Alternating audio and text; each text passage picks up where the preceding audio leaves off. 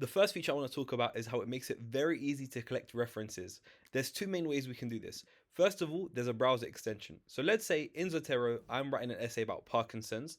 I've made this folder called Parkinson's essay. In Word, I actually have my essay open, and so far I've only written one paragraph and I want to reference it. So what I'm going to do is I'm going to open up my browser. I'm going to find the research article I want. All I need to do is click the the connector or the extension for Zotero. I click it and look what happens next. It's going to be added automatically to my Zotero folder that's open. And you can see it's a full reference. It has the author, it has an abstract, and this works for multiple sources. It can work for news articles as well. So you can see the icon has changed to indicate it's not an academic paper. It knows it's a news website. I click this and it will add it. Okay, and you can see it even has an abstract publication. And if there's anything I want to edit, so let's say I want to change who the author is. In this case, the author is recorded as PA Media. Let's say I want to change the author's name to Jones Kevin.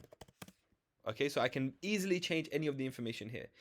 Now, finally, if we don't want to use the connector, maybe, for example, we have a PDF, we forgot where we got the PDF from, or we actually used the book in the library, what we can do is use an identifier, so an ISBN in the case of a book, or in the case of a research paper, we can use the DOI. So all we have to do is simply copy the identifier.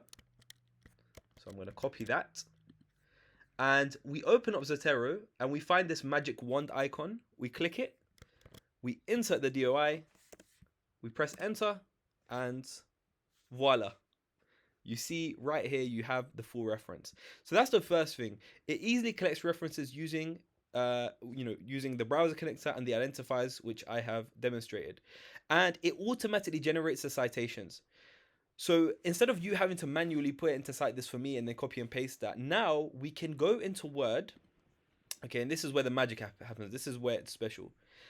I can now open the Zotero plugin, which automatically will install when I install Zotero, and I can click add or edit citation. And I can search for any word in the title. So the first time I click this, it's going to ask what reference style I want to use. Let's say we want to use Vancouver. Okay. So now I can actually search for Parkinson's. All the references that have Parkinson's in the title will show up here. Okay, I can search for it by author as well. So let's say here the author is Tambo Amos. Oh, yeah. So sorry, it took a second to come up, but you can see it comes up. Okay, and I press enter and it's been added.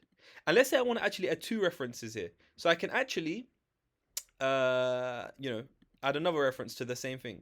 So I can edit the references very easily. So I can say small Parkinson. If that's all I remember from the title, it will show up. Okay, and I've added it, and it's automatically populated it.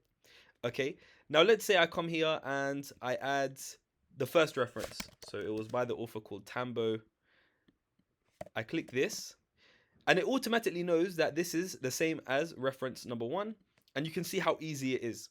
Okay, so this is the second thing. It easily inserts references into documents using the Word plugin, and it's very easy to change it as well. So let's say I want to change the reference style from Vancouver to Harvard. In one click of a button, all of my references automatically get changed because all of the information that it needs for the references are already here.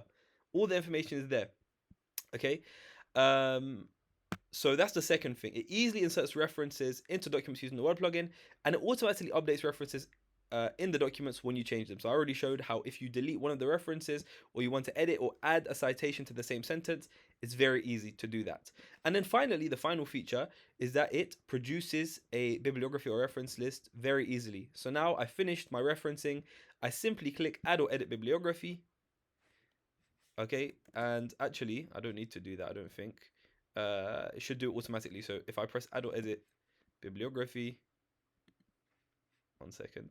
There you go. It's added everything that I've referenced here. Okay, and it will only, you can decide. Normally for a reference list, you're only going to put what's actually cited. If you want a bibliography that includes things that weren't cited but informed your research, you can also edit that in the settings as well. And you can update this, like I said. So let's say you sort of want to delete this reference, it will automatically get updated in the bibliography. So because it's here as well, it's still there. Just press yes to say automatically update. But yeah, so it automatically updates. Some other key features that make it really nice is that if the the research is open access, meaning that basically the PDF is accessible to everyone, it's automatically going to add the PDF as an attachment. So that means I can actually open this up and annotate this PDF within Zotero itself, which is really nice because you have all your research in one place, and you can even then search through your own annotations. So if you forgot something about a reference, you can search for maybe a keyword that you remember that you put on a sticky note here, and you can highlight and do stuff like that. So that's also really useful. So the nice thing about this is, let's say you're going through your research. Instead of waiting till the very end to start referencing, you can use Zotero to start collecting your references. And then when you actually start writing your work, it's very easy to find those references later on. You just remember, oh, I remember I wrote something in The Guardian. You remember that one of the sources was from The Guardian. So you can type in whatever you remember. Okay, these errors is because of I kind of messed up some stuff while I was doing this demonstration, but that's the key features. Now, I will be very happy to release more detailed tutorials, but I think that these basic features, they got me through my whole dissertation. And if you know these, there's some other stuff like you can manually add references using this.